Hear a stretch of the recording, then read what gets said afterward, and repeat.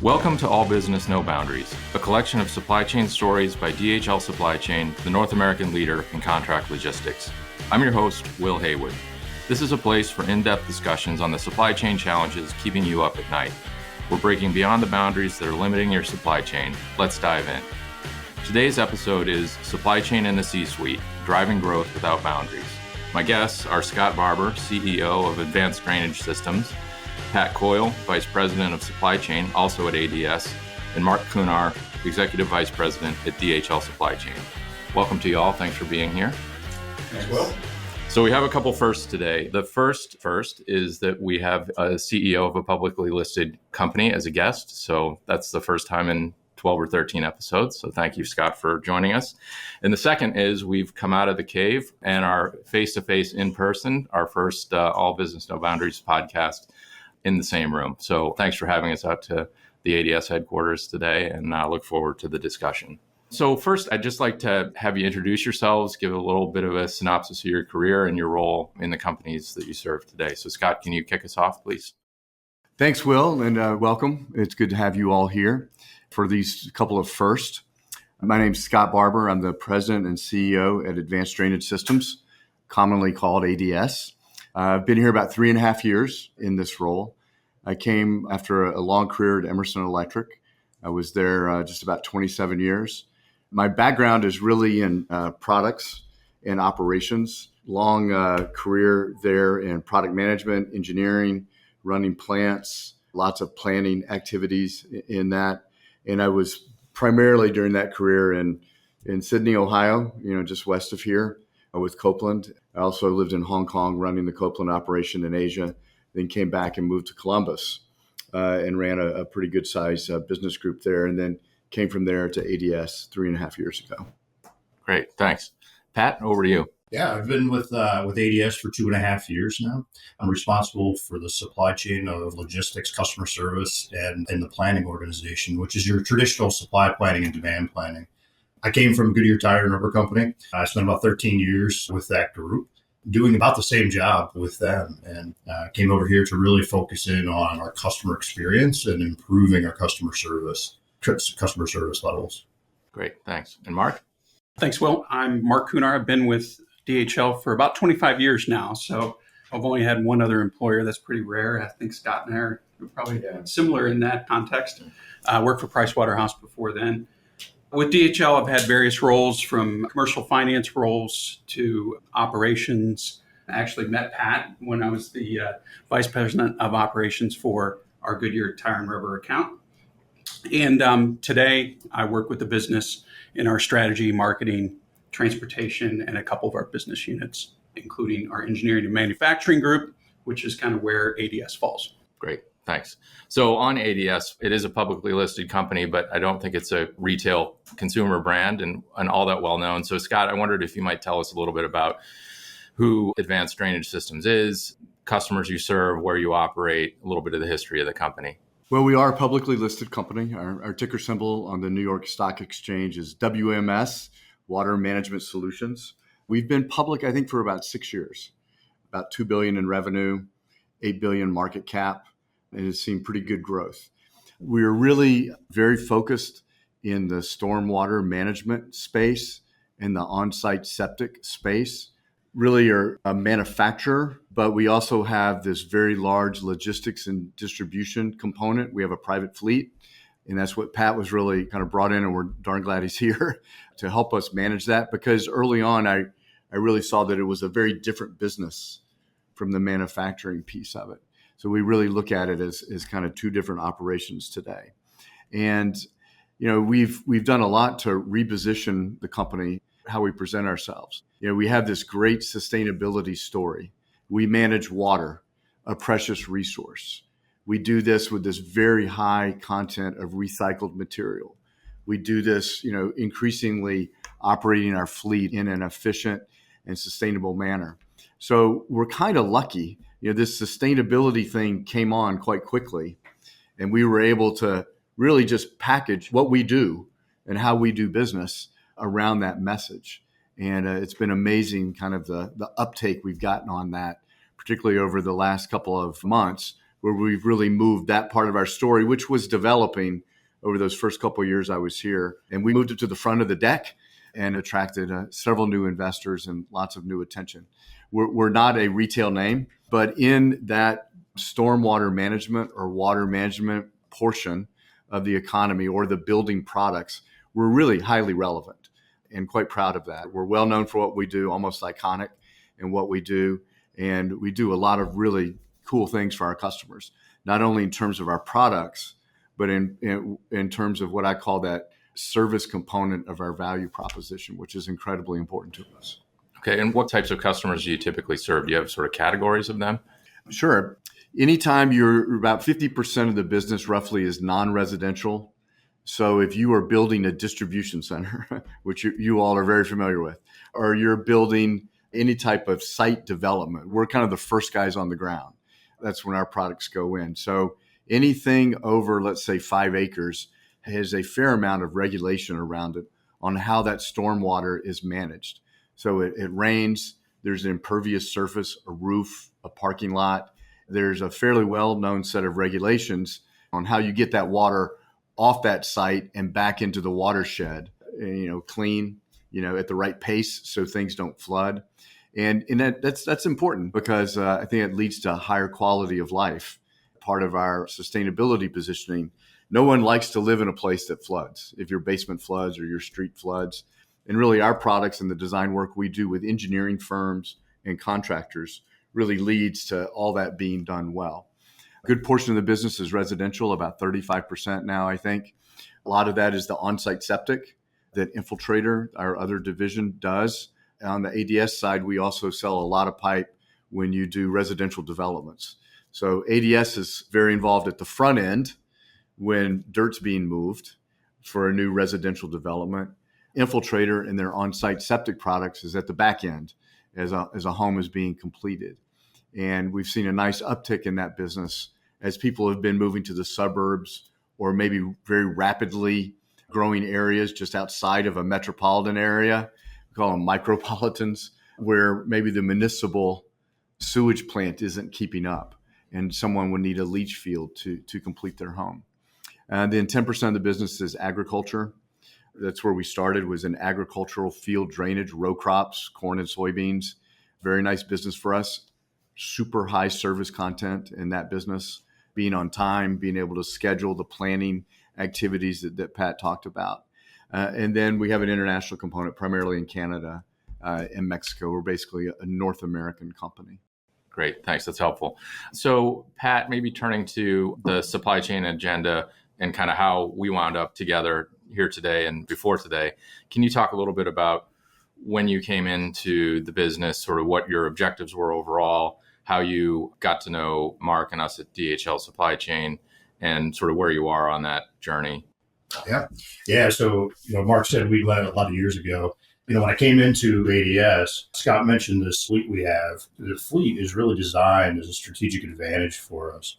It delivers to our trade customers. It goes to job sites. It goes to agricultural fields. And that's a really big part of our service component to our customers. And then we have what I consider non-core pieces of our business that doesn't really fit into our traditional fleet and what it's able to do. And a lot of that is part of our retail proposition and our retail customers. When I came in, I noticed that a lot of our resources were being dedicated to this retail component, and it was taking away from our trade customers.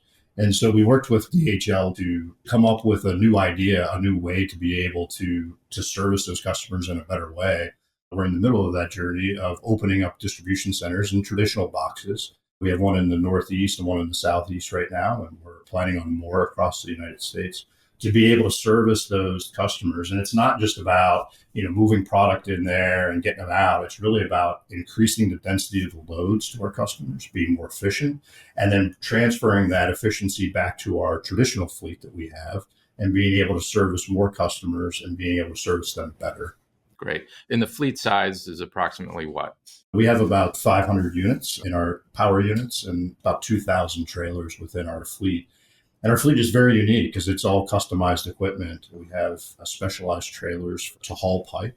We have a lot of flatbeds and drop decks that we use to service our customers. We have specialized equipment to go into agricultural fields to service those customers. So it's a very unique fleet that we have. Yeah, interesting. And I mentioned earlier that we started to kind of separate out our activities, what I call the four-wall manufacturing, in its unique set of challenges and managerial objectives versus the fleet.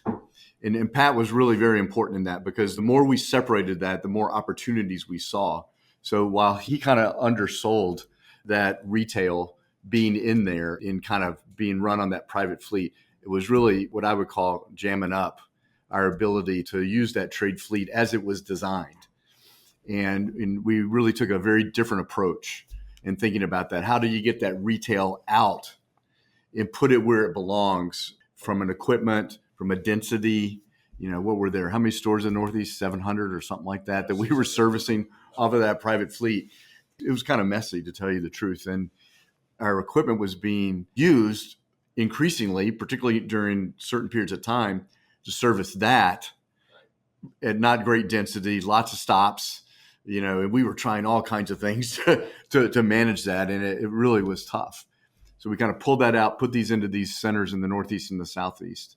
And not only did our delivery performance go up to the retail customers, it went up for our trade customers too, which was, a big objective of the program. And we've talked a lot about the fleet side of this. There's also a component of within our yards, which are our distribution centers that we have within our factories. They got way more efficient as well.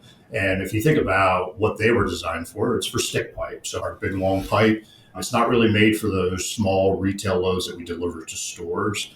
So it was difficult for our operators to be able to load those trucks efficiently. And so moving that away from them got those guys more productive and really helped us with that trade piece of it. So it's really two components of the warehousing piece and then the transportation piece that we saw the efficiencies coming from. After I was hired, I told our board, after like 3 weeks, it's like, wow, you said this was kind of a simple manufacturing company. We're just making pipe. It's really quite complex, not only that four-wall manufacturing, but that logistics and transportation has a lot of different nooks and crannies to it that gave us opportunity, frankly, to not only do a better job for our customers, but do that more efficiently, and has driven a lot of good performance. Yeah, so I want to press on that a little bit. Mark, from the DHL perspective, when we were introduced to this sort of unique set of circumstances and requirements, what was our initial reaction? How did the team approach the solution? Yeah, actually, the first opportunity that we worked with ADS was probably another one of those classic examples where they had a decentralized process of basically working on all the loads that the fleet couldn't handle. They were working through a brokerage type spot buy network. And so our first kind of task was, how do we take that from a decentralized network to a centralized network? How do we gain visibility to what we're spending? How do we gain visibility to how many loads that actually is per day for each plant? And then put it under a more traditional contracted carrier type network. So many of the sites were using individual brokers at each one of the sites. And as we continue to work through the program, and actually over the last 3 years, we ran into this other thing called a capacity crunch in the transportation network. So even with that, we've changed our strategy to move more towards asset-based carriers. Now, many of these carriers are, as Pat said, low deck carriers and flatbed carriers. So they are a unique bunch of carriers. But that was actually the first entry. And then Pat described a little bit more around the retail. I wanted to kind of draw back on supply chain as a function in general. So we supply chain guys like to think about how important we are in the day-to-day world that we live in. But, Scott, with you having sort of a broader purview within ADS, how do you think about supply chain supporting the value that ADS delivers? Where do you sort of see it in the hierarchy of the company, or how the pieces fit together? I call out two primary levers in the company. I mean, we go to market well. It's a pretty high touch sale, as a matter of fact, which is fairly highly engineered sale, which is a little surprising given the nature of the product. But then, the other thing we do is, manufacture and deliver, which is all in our supply chain. So probably 90% of the people in the company are either in the go-to-market piece or in that supply chain piece. We've mentioned this service component, several times, and that's, super important to differentiate to be competitive, to kind of create stickiness with your customers. So it's pretty high, very high on our agenda. In fact, I'd say, almost all of our major strategies are in those two areas. We're doing things to develop products more rapidly and investing in our material science and engineering too. But, we have to do those two things well, go to market well. We got to operate that supply chain. We have to execute. And that, kind of comes back to being part of a public company, relatively new public company. You really need to do what you say you're going to do. That's how you build credibility with the analysts that follow you or the investors that you've attracted in. Over time, that builds credibility. It builds some, I call it capital, for you, because things don't always go right. And when they don't go right, you need a bit of that. Now, fortunately for us, the last 3.5 years, things have pretty much gone right. But I say that because, if you're doing what you say you're going to do, people can count on you, investors can count on you, customers can count on you. It really begins a flywheel effect because you can layer other things on top of that, other products, other services, other approaches, an acquisition, a new product. And an investor the other day told me one of the things he liked about, how we talk about the company and how we performed is he sees a compounding effect in our performance. And that's pretty cool, I think. I've worked a long time, many different businesses, and you work really hard to get to that point where you're getting that compounding or that flywheel effect. And the work we've been doing with DHL is part of that flywheel. As we are able to execute better in the Northeast or the Southeast or New Miami, one of our newest activities, that gives us then more that we can then go and do. That's how you grow. That's how you improve your profitability, your cash flow, generate the options that you want to have to grow your business. Yeah, great. So I want to step back to sustainability. And Pat, just thinking about it purely from with the supply chain hat on, how do you guys think about driving sustainability within the supply chain activities in your business? How do you measure that? Where are you in terms of what you ultimately want to achieve? Yeah, so I think there's a couple elements to that question. I think the first one is around our fleet and our sustainability of our fleet. Became a Safeway carrier here over the last 12 months, so that's a very big feat for us. It's a lot of work, as you know, to get to that. Gave us a lot of what I call street credit around our commitment to sustainability. Have done a lot of work around MPG, around making sure that we're increasing our payloads and that we're focusing in on really good pieces of sustainability that we can go after. When I think about DHL and helping us in that journey, it's really been around core versus non-core. When we have these retail pieces in our portfolio, it is very difficult for us to get good payload. It's very difficult for us to sustain really good miles per gallon. And so giving that to DHL to really optimize that through TMS or different mechanisms that you have really enabled us to really focus in on our fleet side of it. And that's been a really nice piece story there. And we'll continue to do that as we grow this program across the U.S. I'll also say on the common carrier side, and Mark, you mentioned a little bit about the control tower that we have set up. That's really giving all of our locations the time to be able to focus in on the sustainability piece. Not only the sustainability from what we described, but also driver safety and making sure that our drivers are effective in what they do and they're getting the proper training to stay safe whenever they're delivering. So I think a combination of all of that has really helped us with our sustainability. Yeah, great. And Mark, I know this is a hot topic within the supply chain industry overall. Maybe jumping off of what ADS is doing, what are we seeing in other corners of the business? Yeah, just from an ADS perspective, I think when we started doing the retail business, many of the retail loads were delivering 2 to 3 stops per truck. We were at 5.5, and then through continuous improvement, I think we're around 6 now. So a lot of it was just kind of brain power, just working at how are we going to stack these trucks to get, there's a lot of air in these vehicles. So we focused a lot of time on getting the right equipment to service as well. So these are very light payloads. So we have to make sure that we're picking the right equipment when we go out and pick the right trucks. And then on the control tower side as well, we've started to work through a process where we're evaluating all the Safeway carriers, about giving visibility to ADS that says, hey, these are your Safeway carriers. this might be a nickel more than this carrier over here. This carrier has a much higher rating from a standpoint of their contribution towards a sustainable fleet. So we're working on both of those items.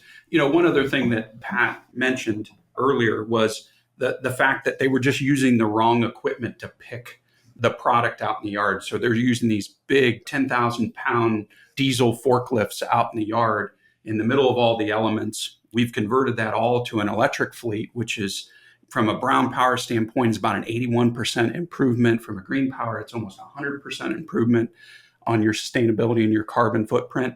So that's been another nice area of focus for us as well. It's about getting the right piece of equipment to do the right task. And that's where we've really seen the gains. Great. So Scott, just building on this, a couple really nice tactical examples there, but as a value creation lever, sustainability has been sometimes more of a marketing thing than a real way to drive the P&L. Are you seeing that changing, or have you seen that differently at ADS?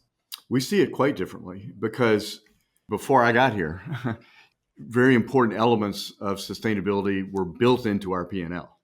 And it's not only the service components Pat mentioned, getting better miles per gallon, better load density, more efficiency, using the right equipment, which all kind of takes down your greenhouse gas emissions. That's a natural. The other piece is this very high use of recycled material that we use. About more than 50, I think it's 55% of the black pipe we manufacture, the high density polyethylene pipe we manufacture, uses recycled material. We're a very large recycler ourselves, the second largest recycler in the country. So within that four walls of manufacturing, there's a big recycling activity in there. Increasingly, like we split out the logistics and transportation, we're splitting that out and looking at it separately. Because when you do that, all these things we've talked about today, we saw those when we kind of separated them out. And I think we'll see more opportunities there. So for us, it's a driver of our P&L. It's what we've been doing for many, many years. Frankly, we're just kind of trying to take the next steps in executing that game. And we're talking about it more, moving it to the front of our deck. And I think that's pretty good. I think we're lucky in that sense, as the sustainability has become such a topic among investors, has become such a topic, in society. Really, we fit right into that. And the fact that we manage a precious resource, water, is kind of even better. It's not like we're a packaged goods guy trying to use more recycled. We're doing this to really make the environment a better place. Yeah. So you think this is here to stay? Yeah. Yeah. I do. And this isn't walking back. Yeah. There's no way this is walking back. Not only is it the right thing to do, but I think people increasingly, like us at ADS, are finding it is a natural part of working their P&L. And in fact, even their balance sheet, because you're going to increase your investments in these areas as you go forward. Good. So it'll stay at the front of the deck then. It'll stay at the front of the deck. Yeah, good. All right. Well, listen, thanks very much for hosting us today and for joining us. We really appreciate your time, appreciated the discussion, learning more about your business and a unique solution that DHL and ADS have combined on from a supply chain standpoint. You're welcome. It was a first for us too, our first podcast today. So thank you very much. Hopefully not the last. Yes. Thank you. All right. Thank you. If you enjoyed the conversation today, please share it with a friend and rate us on Apple Podcasts. You can find us online at dhl.com/allbusinessnoboundaries and follow us on LinkedIn and Twitter at DHL Supply Chain. We'll see you next time.